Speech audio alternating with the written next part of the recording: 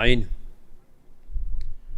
Yesterday's ayah makes reference to a very important, significant principle in Islam that is little known and often misunderstood, but it always comes back to help us. The ayah says, أعوذ بالله من الشيطان الرجيم وكذلك جعلناكم أمة وسطا, and thus have we made you a middlemost community. Whilst much emphasis is placed on the middlemostness of this verse, equal emphasis should also be placed on the word ummah. Generally, we look to our ulama, imams and so on to give us guidance. And for the most part, they do an admirable job in doing so. But what happens if they stray? What happens if they lose sight of the compass? And they have done that in the past.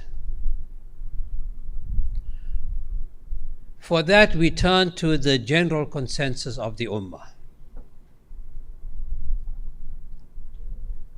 Rasulullah sallallahu alaihi wasallam has reassured us, firstly, that the hand of Allah is on the ummah at large. Yadullahi ala al-jama'ah. Allah's guidance and His blessing is on the entire community. And in another hadith, the Prophet sallallahu alaihi wasallam says, "La tajtami'u ummati ala ad-dalalah," that my community will not get together, will not unite on that which is wrong. So what is it that allows you, as opposed to an educated alim, on occasion, to reach that point of authenticity and rectitude?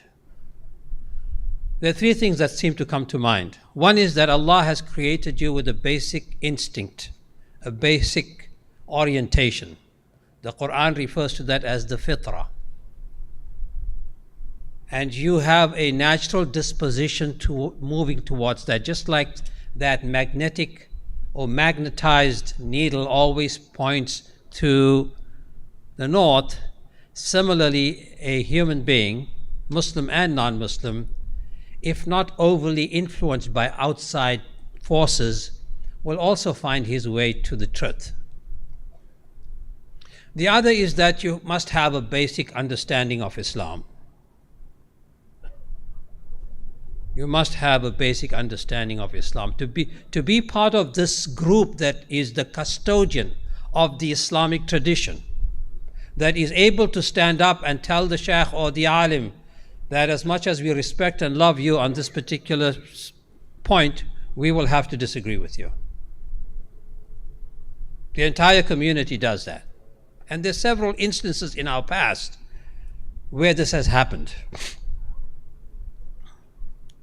So you have to have that ability, that basic knowledge. And of course you have to have common sense. And this might surprise you, but we are all born with an element of the common sense. It gets lost in video games, it gets lost in the media, it gets lost in surfing the web and so on. But if you truly examine your core, then you certainly have this common sense. I will leave you with just one example from South Asia. There was a time where Muslims were buffeted by two opposing and equally threatening challenges. One came from the Hindus and the other came from the Christians. This was the turn of the last century, and the Islamic Empire had collapsed and the Hindus were ascendant. There was a movement called Arya Samaj, and they were bent on bringing back Muslims to Hinduism, because this was their core, according to them. And on the other side, you had Christian proselytes who went around trying to convert Muslims to Christianity. A traditional alim is certainly not suited for that task. He's qualified, educated, and all the rest of it.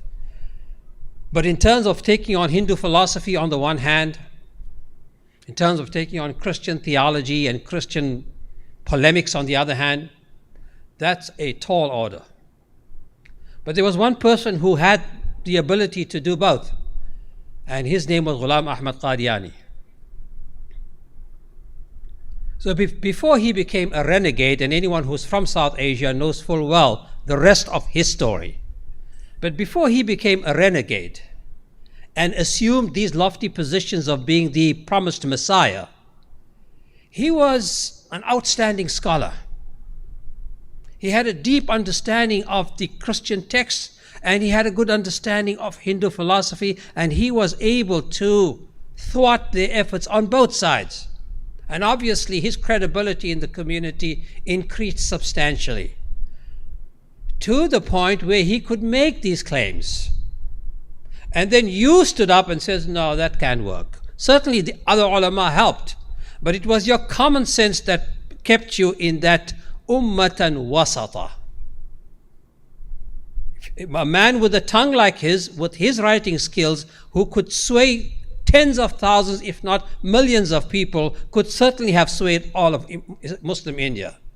But he failed because you understood what the core elements of Islam is or are, and you had good common sense and says, well, these ulama might not be able to speak English very well. They certainly don't know too much about Christian theology, but they have been guiding us aright for thousands of years or hundreds of years, and we will hold on to that. Inshallah, we'll talk about this in the future.